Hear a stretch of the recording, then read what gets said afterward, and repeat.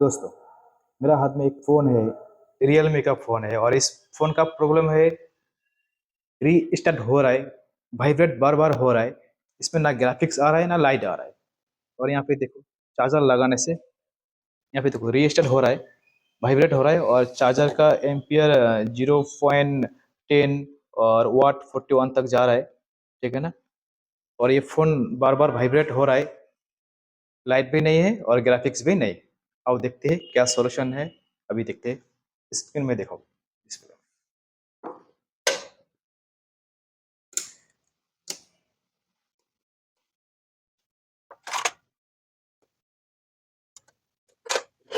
सबसे पहले यहाँ पे देखो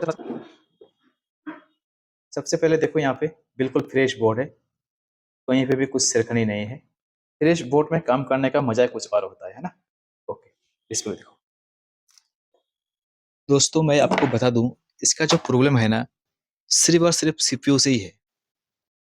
तो कोई मतलब नहीं बनता है इसका बैटरी चेंज करके देखना, कोई मतलब नहीं बनता है इसका लाइट आईसी उठा के चेक करना, कोई मतलब नहीं बनता है इसका ग्राफिक्स आईसी को उठा के चेक करना, जीआर चेक करना, लाइट आईसी का जीआर चेक करना है, कोई मतलब नहीं है।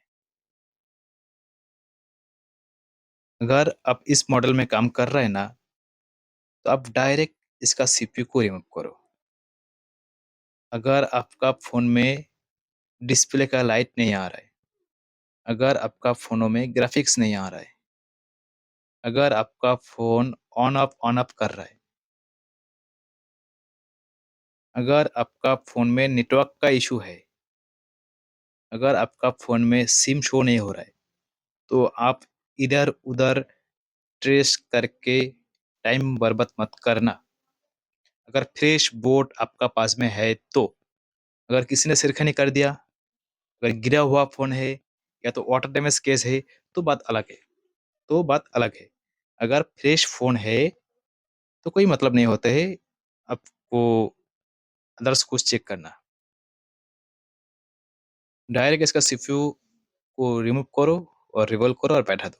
मैं आपको इतना बताऊँगा, अगर इस टाइप का फ़ोन आता है ना आपके पास में, तो आप दोनों आईसी को रिमूव करो। सीपीयू, एमएमसी या तो ईओएस जो भी लगा रहेगा, दोनों आईसी को आप रिमूव करो।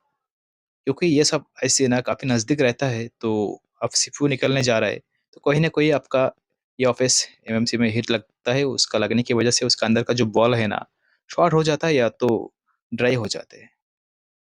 तो कोशिश करो दोनों आईसी को एट अ टाइम उठा दो, ठीक है?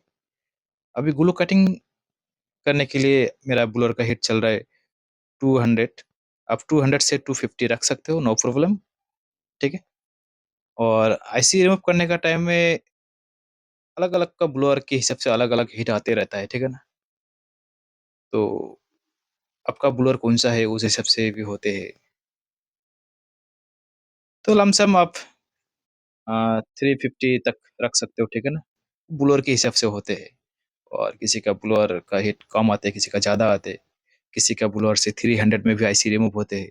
तो ये हम एग्ज़ैक्ट नहीं बता सकते। अगर आपको सीखना है, जानना है किस तरह से कौन-सा ब्लोअर में कितना हीट मारना है, किस तरह से मेरा बोर्ड डैमेज नहीं होगा, किस तरह से मेरा प्रिंट डैमेज नहीं होगा, क्या कंडीशन है, कैसे चेक करें, हर एक चीज़ बारीकी से बताया जाता है। मेरा 7 डे सीपीयू मास्टर क्लास चलता है, तो आप लोग जॉइन कर सकते हैं। ऑफलाइन 7 डे सीपीयू मास्टर मेरा ऑनलाइन अगले मंथ में स्टार्ट हो जाएगा। लगभग मुझे लगता है कि 5 तारीख में स्टार्ट कर दूँगा ऑनलाइन क्लास, ठीक है ना? ऑनलाइन जो क्लास मेरा रहेगा वो 5 तारीख को हो जाएगा, फ़रवरी में, फ़रवरी 5 तारीख से। ये लगभग 99% चांसेस है कि 5 तारीख मेरा स्टार्ट हो जाएगा ऑनलाइन सीपीयू मास्टर कोर्स। और ऑनलाइन में मेरा ए टू ज़ेड कोर्स रहेगा, एंड्रॉयड, एप्पल, बोर्नियो, हर एक चीज़।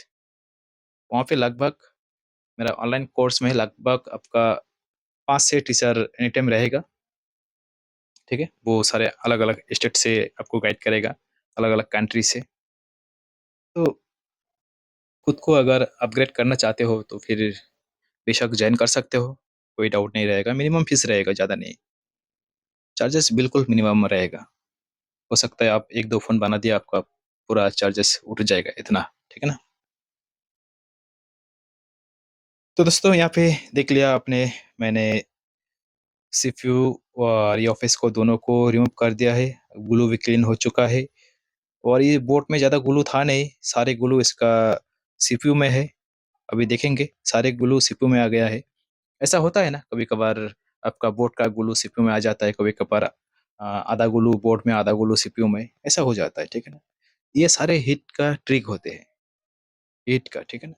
और यहाँ पे देखो सारे ग्लू मेरा आईसी में आ गया, ठीक है? मैं आपको बता दूँ, अगर आपको करना आता है ना, तो आप हर एक टूल से कर सकते हो काम। कोई बहाना नहीं चलता है। मेरे पास ये टूल्स नहीं है तो मैं ये काम नहीं कर सकता हूँ, ऐसा कुछ बहाने नहीं है। अगर आप मेरा यहाँ पे आएगा ना, आप सिर्फ़ और सिर्फ़ एक ट्वीज़र से ही सारे काम कर सकते हो, एक ट्वीज़र से ही। एक ट्वीज़र से ही ग्लू कटिंग कर सकते हो, एक ट्वीज़र से ही आईसी को रिमूव कर सकते हो, एक ट्वीज़र से ही सारे ग्लू को रिमूव कर सकते हो, ठीक है ना?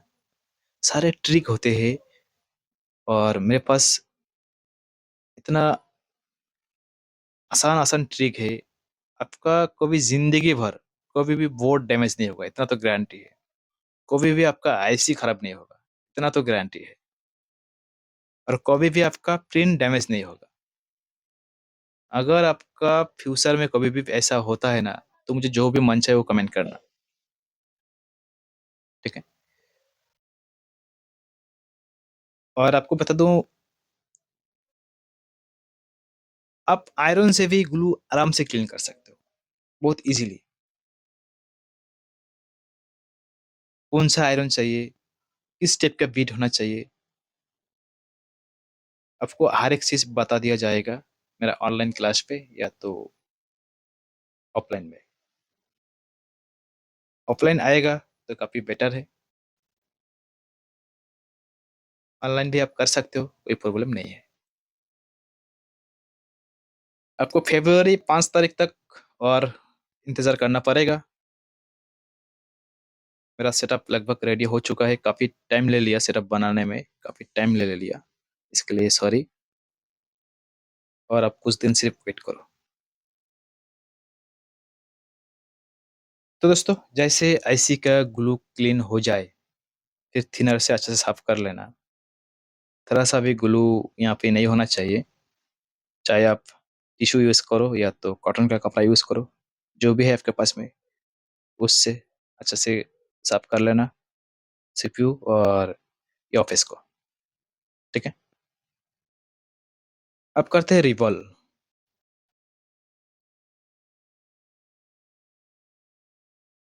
रिवॉल्व करने का टाइम में आप कोशिश करना कि अपना जो पीवीडी है ना, वो 199 यूज़ करो, क्योंकि 199 पीवीडी काफ़ी दिन लास्टिंग करेगा, काफ़ी दिन तक सही रहेगा। अगर आप 183 पीवीडी यूज़ करते हो, तो ये बहुत जल्दी रिटर्न आते हैं। 3 महीना, 6 महीना में रिटर्न आएगा आपके पास। अगर आप 199 यूज़ करते हो, तो काफ़ी दिन चलने का उम्मीद रहता है। ये सब जो प्रॉब्लम होते हैं ना, ये सब प्रॉब्लम इसलिए होते हैं कि मेरा सीपीयू ज़्यादा ओवरहीट हो जाते हैं, इसकी वजह से बॉल ड्राई हो जाते हैं। तो कंपनी का पीवीडी लगा रहता है 215-20 डिग्री का, आपको पता है। तो इतना हेवी पीवीडी लगाने का बाद में भी अगर आपका ये ड्राई हो जाते हैं, तो ये 183 में बहुत जल्दी हो जाएगा, है ना? तो इसलिए कोशिश करना 199 यूज़ करने का। क्योंकि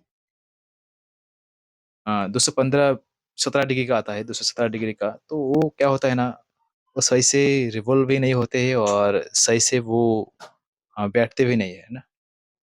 काफ़ी प्रॉब्लम होते हैं। तो कोशिश करना 199 यूज़ करना करने के लिए, ठीक है? और आपका पास में कितना बड़ा आईसी क्यों ना हो और आपका पास में कितना खराब स्टेंसिल क्यों ना हो, आप तब भी रिवॉल्व कर सकते हो। सिर्फ़ और सिर्फ़ प्रोसेस होते हैं और ट्रिक होते हैं, ठीक है ना? बहुत ही आसान है। अगर आप ऑनलाइन क्लास लेना चाहते हो, अभी उसका कितना पैसा लगेगा, कितना चार्ज रखेंगे, अभी डिसाइड नहीं किया है। ऑफ़लाइन का ₹12,000 है। अपलाइन का ₹12,000 है। हो सकता है कि अगले मंथ या तो थोड़ा-सा बढ़ जाएगा फिर से उसका, क्योंकि काफ़ी ज़्यादा खर्चा होते हैं। अपनी तरफ से भी बोर्ड दिया जाता है स्टूडेंट को, अपनी तरफ से सारे बुलवार, सारे टूल्स अपनी तरफ से दिया जाता है, तो काफ़ी खर्चा हो जाता है ना। तो हो सकता है कि 1-2 हज़ार रुपया और बढ़ जाए। अभी अगर आप बुक करते हो तो ₹12,000 लगेगा। बुक करने के लिए आपको ₹2,000 से बुक करना पड़ेगा।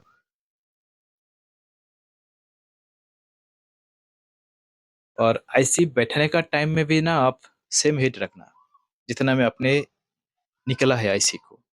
बहुत सारे भाई ना थोड़ा-सा कम हीट रखते हैं। हाँ, कम हीट रखने से भी होते हैं, क्योंकि आपने 199 सॉरी 183 यूज़ किया है, तो कम हीट रखने से भी होते हैं, ठीक है ना? लेकिन मैं एक बोलूँगा आपको, जितना में आप आईसी को रिमूव किया ना, उतना हीट मार के आईसी को लगा दो। इसलिए क्योंकि आपका आईसी तो गरम हो गया, लेकिन बोर्ड जो है ना, बोर्ड तो गरम होने में थोड़ा-सा टाइम लगता है। इसलिए सेम टू सेम हीट रखना। ओके दोस्तों, तो मेरा सीपीयू रिबूलिंग हो गया है। अभी बोर्ड को थोड़ा-सा ठंडा कर रहा है, और ये सब काम ना वन शॉट में हो जाता है, कोई डाउट नहीं है। स्क्रीन में दिए हुए नंबर पे कॉन्टैक्ट करें और अपना सीट को बुक करें।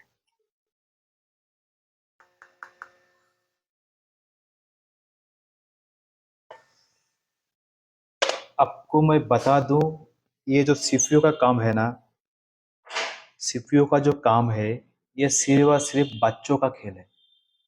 सिर्फ और सिर्फ बच्चों का खेल है। 7 डे में आप सीपीयू मास्टर बन सकते हो। वेलकम, बिग मॉल रिपेयर पे आ जाओ, अपना सीट को बुक करो, और आप इसी तरह सीपीयू मास्टर बन के यहाँ से चला जाओ।